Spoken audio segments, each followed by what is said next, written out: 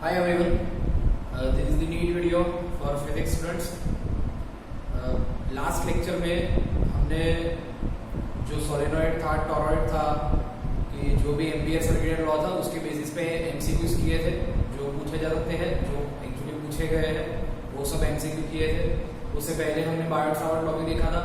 तो अब तक हमने फोर्थ चैप्टर में अब तक हमने ये देखा है कि अगर कोई वायर में से करंट फ्लो हो रहा है, कोई वायर में से अगर करंट फ्लो हो रहा है तो वो वायर अपने अराउंड मैग्नेटिक फील्ड कितना जनरेट करेगा।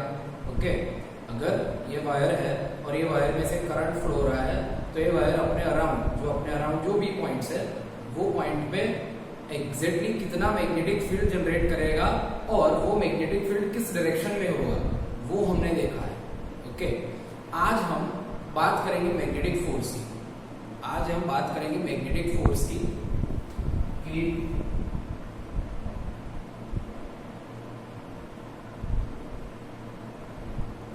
तो आज हम देखेंगे कि अगर ये करंट कैरिंग वायर है और उसके अराउंड कोई चार्ज रख दिया जाए तो उस पर कितना फोर्स लगेगा वो हम देखेंगे।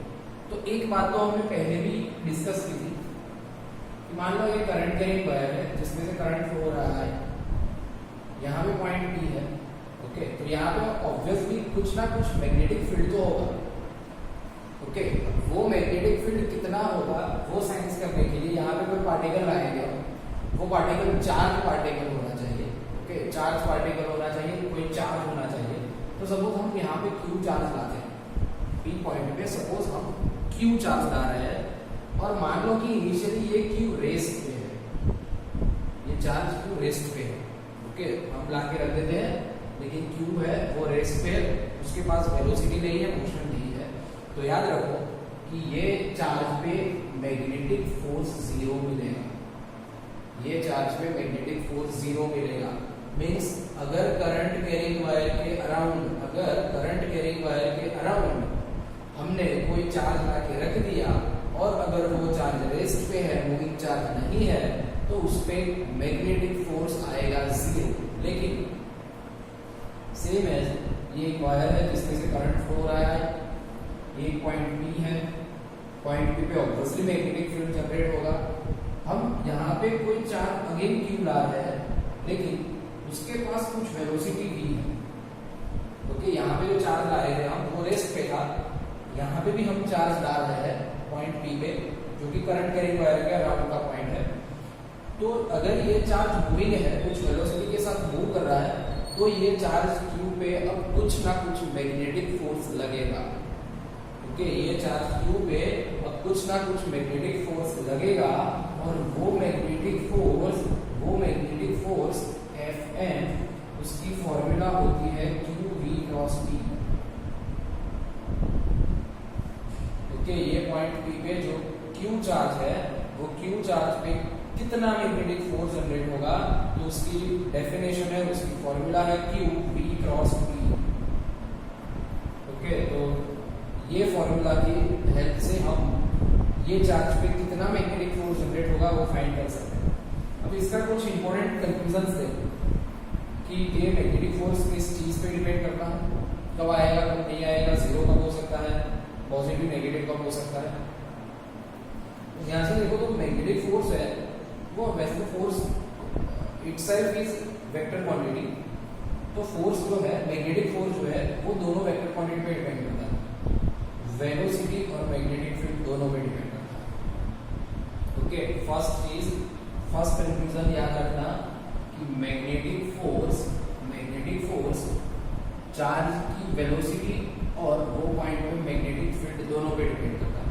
ओके, ये पॉइंट पे जो भी मैग्नेटिक फील्ड होगा उस पे, और ये पॉइंट पे चार्ज की कितनी वेलोसिटी से मूव कर रहा है दोनों पे डिपेंड करेगा। इसके अलावा मैग्नेटिक फील्ड दोनों के बीच के एंगल पे भी डिपेंड करेगा, क्योंकि हम इसको ऐसे भी तो लिख सकते हैं QVP sin theta, QV cross V, that means it is QVB sin theta, where theta is angle between V and B.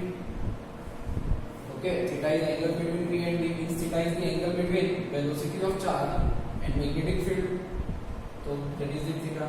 So that means magnetic force theta में भी डिपेंड करेगा। मैग्नेटिक फोर्स थीटा पे भी depend करेगा। Okay, that means fully magnetic force fully vector quantity पे depend करेगा, v पे और दोनों के बीच के एंगल पे डिपेंड करेगा। तो अब एंगल पे डिपेंड करता है, देख लो कि अगर ये हमें फॉर्मूला मिल गया कि Fm = qvb sin थीटा, ये भी मालूम हो गया हमें कि थीटा पे डिपेंड करता है। अब मान लो कि थीटा 0 है, assume that थीटा 0, तो मैग्नेटिक फोर्स क्या आएगा, qvb sin 0, that means 0। तो एक सीधी बात है कि अगर velocity and magnetic field parallel है, अगर velocity of charge and magnetic field parallel है तो ऑलवेज मैग्नेटिक फोर्स क्या आएगा, 0। कैसे केस बनता है वो देखो, ये P पॉइंट पे मैग्नेटिक फील्ड, ये P पॉइंट पे मैग्नेटिक फील्ड किस डायरेक्शन में होगा, तो करंट अपवर्ड है तो P पॉइंट इनवर्ड, तो P पॉइंट पे मैग्नेटिक फील्ड इनवर्ड होगा, P पॉइंट पे मैग्नेटिक फील्ड B की डायरेक्शन इनवर्ड होगी। अगर मैं चार्ज ऐसे ना हो, इनवर्ड है, चार्ज को इस डायरेक्शन में मूव कराऊं, इनवर्ड है, तो उसमें कोई फोर्स नहीं लगेगा, there will be no force. Okay, उसमें कोई फोर्स नहीं लगेगा। मैग्नेटिक, यहाँ पे मैग्नेटिक फील्ड भी अंदर है, चार्ज भी इसी डायरेक्शन में मूव करता है सपोज। ओके, तो magnetic field and velocity of charge दोनों एक ही डायरेक्शन में, सेम डायरेक्शन में, दैट मींस कोई मैग्नेटिक फोर्स जनरेट नहीं होगा। ओके, लेकिन अगर थीटा 90 है, if velocity and magnetic field are perpendicular to each other, then Fm = qvb sin 90, that is the qvb, this is the maximum force, this is the maximum magnetic force। Okay, तो ये कैसे आएगा, यहाँ पे magnetic field तो inward ही है, मान लो कि चार्ज ऐसे आ रहा है, ये डायरेक्शन में देखो, मैग्नेटिक फील्ड इनवर्ड, चार्ज इस डायरेक्शन में आ रहा है, तो थीटा होगा 90, और वो केस पे ये चार्ज जो आ रहा है कुछ भी वेलोसिटी से, उस पे qvb जितना मैक्सिमम फोर्स लगेगा, qvb जितना मैक्सिमम फोर्स लगेगा। और एक बात याद रखो कि ये qvb जितने मैक्सिमम फोर्स की वजह से वो चार्ज अब मैग्नेटिक फील्ड में यूनिफॉर्म सर्कुलर मोशन करेगा। ओके, दैट मींस ये मैग्नेटिक फील्ड इनवर्ड है, चार्ज यहाँ से आ गया ये डायरेक्शन में, तो अब ये चार्ज पे कुछ मैग्नेटिक फोर्स लगा qvb, उसकी वजह से ये चार्ज ऐसे यूनिफॉर्म सर्कुलर मोशन करेगा। ओके, तो ये मैग्नेटिक फोर्स जो है उसको, इसके इंपॉर्टेंट कंक्लूजन है वो आपको आने चाहिए। ओके, और दूसरी मेन बात कि रेस्ट चार्ज हो, अगर चार्ज रेस्ट पे हो तो ऑब्वियसली उस पे मैग्नेटिक फोर्स नहीं लगेगा, 0, क्योंकि v 0, वेलोसिटी 0। ओके, तो मैग्नेटिक फोर्स भी 0 ही रहेगा। तो ये एक केस है मैग्नेटिक फोर्स का। और उसकी कुछ इंपॉर्टेंट बातें, एक चीज याद रखना जो आगे भी काम में आएगी, नीट में बहुत काम में आएगी, दैट इज दी, अगर ये मैग्नेटिक फील्ड इनसाइड है और चार्ज ये डायरेक्शन में perpendicular to the magnetic field move करके आ रहा है, तो उसमें qvb जितना मैक्सिमम फोर्स लगेगा, और वो फोर्स की वजह से चार्ज यूनिफॉर्म सर्कुलर मोशन करेगा। ओके, तो ये केस हमें ज्यादा आएगा, इसके बेसिस पे एमसीक्यू भी आएगा, देखेंगे हम। लेकिन अभी मैग्नेटिक फोर्स पे कॉन्सेंट्रेट करते हैं। आई थिंक ये पता चल गया होगा आपको। अब मैग्नेटिक फोर्स जो है वो एक दूसरे केस में भी आता है। दूसरा केस क्या है मैग्नेटिक फोर्स का, वो है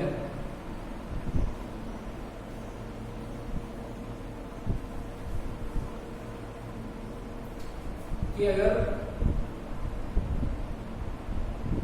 मान लो कि मैग्नेटिक फील्ड में कोई मैग्नेटिक फील्ड है, और वो मैग्नेटिक फील्ड में हमने कोई करंट कैरिंग वायर रख दिया, क्योंकि मैग्नेटिक फील्ड में करंट कैरिंग वायर रख दिया है। मान लो कि ये कुछ मैग्नेटिक फील्ड है, यूनिफॉर्म मैग्नेटिक फील्ड,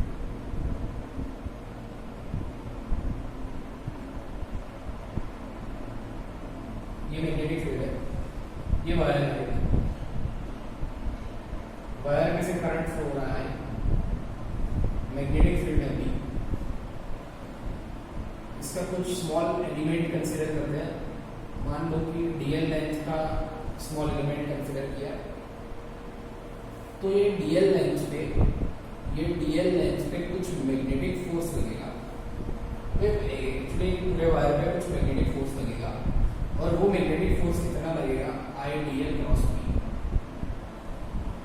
ओके, तो हम चार्ज पे भी मैग्नेटिक फोर्स फाइंड कर सकते हैं और करंट कैरिंग लूप पे भी मैग्नेटिक फोर्स फाइंड कर सकते हैं।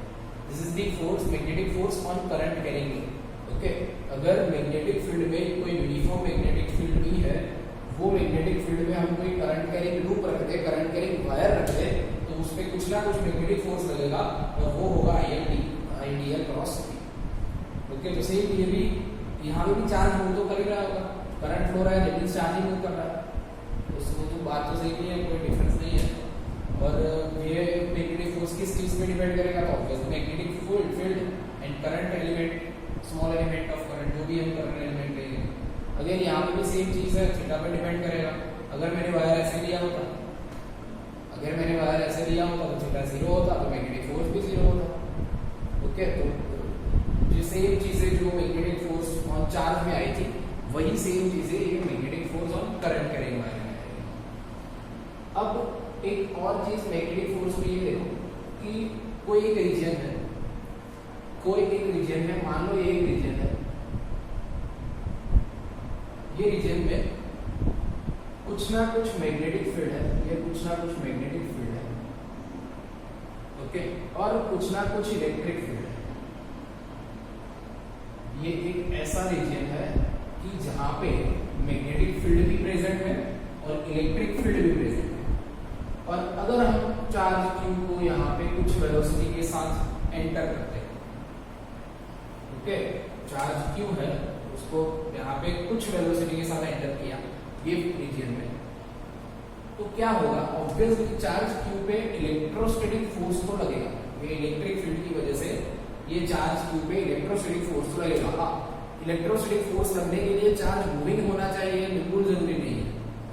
ओके, रेस्ट पे भी इलेक्ट्रोस्टैटिक फोर्स तो लगेगा ही। तो ये क्यू चार्ज कुछ वेलोसिटी v के साथ एंटर कर रहा है, उसकी वेलोसिटी है v, तो ये क्यू चार्ज पे कुछ इलेक्ट्रोस्टैटिक फोर्स तो लगेगा, दैट इज द क्यू।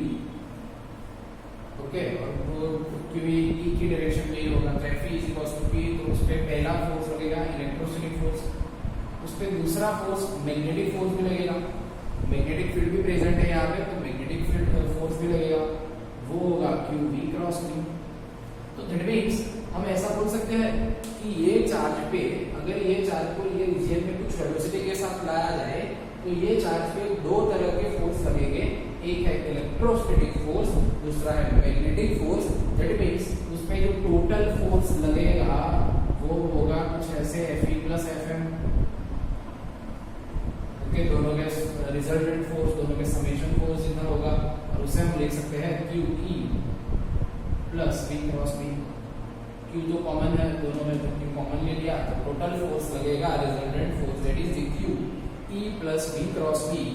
ये फोर्स को, ये टोटल फोर्स को हम बोलते हैं लॉरेंट्ज फोर्स। ओके, ये जो टोटल फोर्स है, ये टोटल फोर्स को हम बोलते हैं लॉरेंट्ज फोर्स। ओके, यहाँ पे मैग्नीट्यूड तो आराम से मिलेगा आपको, लेकिन डायरेक्शन में कुछ प्रॉब्लम होगी, लेकिन वो बहुत बड़ी बात नहीं है, सिर्फ क्रॉस प्रोडक्ट का आपको मालूम होना चाहिए, तो आपको आराम से आ जाएगा। अब एक स्मॉल MCQ टाइप क्वेश्चन देखते हैं कि अगर मान लो कि ये वायर है, वायर में से करंट फ्लो रहा है,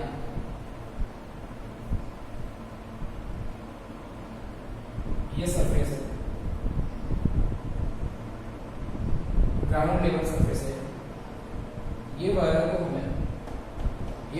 हमें यहाँ पे एयर में स्टेडी रखना है। ओके, एयर में ही, हवा में ही स्टेडी रखना है। कोई वायर हवा में स्टेडी नहीं होता, क्यों? उस पर ग्रेविटेशनल फोर्स लगता है। सपोज ये वायर का मास m है और उस पर ग्रेविटेशनल फोर्स तो लगेगा ही m की डाउनवर्ड, तो भी हमें ये वायर को स्टेडी रखना है। तो स्टेडी रखने के लिए हम क्या करते हैं कि इसको कुछ मैग्नेटिक फील्ड में ले लेते हैं, तो ये वायर कुछ ना कुछ मैग्नेटिक फील्ड में भी है, B इतना। अब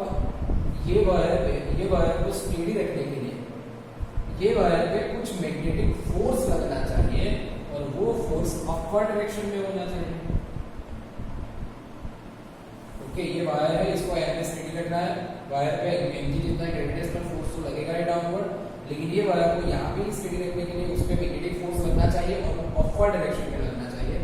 तो क्वेश्चन है कि वो मैग्नेटिक फोर्स कितना लगना चाहिए या फिर करंट कितना हो फ्लो होना चाहिए, जो करंट है वो कितना फ्लो होना चाहिए, ओके, वगैरह वगैरह। लेंथ दी हुई है आपको वायर की, ओके, मैग्नेटिक फील्ड दिया हुआ है। तो दैट मींस चीज तो एक ही हुई कि ये वायर को स्टेडी रखने के लिए होना चाहिए कि आपको gravitational force equals to magnetic force. ये वायर पे जितना ग्रेविटेशनल फोर्स है उतना ही मैग्नेटिक फोर्स लगा दो तो ये वायर स्टेडी रहेगा, वो नहीं होगा। ग्रेविटेशनल फोर्स है mg, fm है il, idl cross b, okay. Current ये डायरेक्शन में, मैग्नेटिक फील्ड अंदर की डायरेक्शन में, दैट मींस थीटा 90। अगर थीटा 90 तो हम लिख सकते हैं mg equals to ilb, okay. n की वैल्यू दी हुई है, l की वैल्यू दी हुई है, b की वैल्यू दी हुई है, आपको फाइंड करना है, you can find it, okay. ऐसे इस तरह से एमसीक्यू पूछे जाते हैं। हम नेक्स्ट जो वीडियो होगा उसमें इसके रिगार्डिंग जो भी दूसरा एमसीक्यू है वो देखेंगे। तो आई होप कि आपको ये सब पता चल गया होगा, ओके, थैंक यू।